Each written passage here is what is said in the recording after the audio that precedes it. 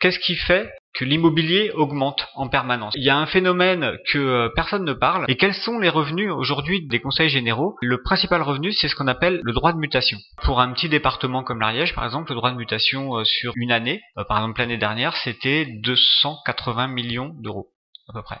C'est pas peanuts. Et c'est avec ça que le conseil général arrive à payer ce qui lui incombe de payer, c'est-à-dire les RMI, les handicapés, toutes les maisons de retraite, etc. Il y a 50 départements ruraux français qui ont quasiment déposé le bilan, et on s'aperçoit que leur seule ressource, c'est finalement favoriser la pression foncière.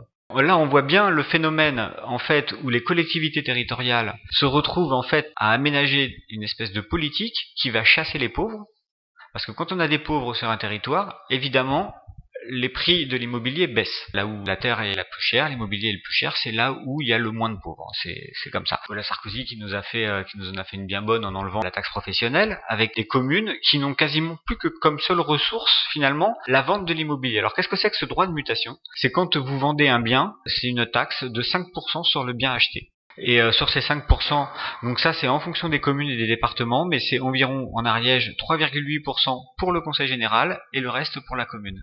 Donc on est vraiment face à un phénomène, si on l'arrête pas, ça sera de pire en pire.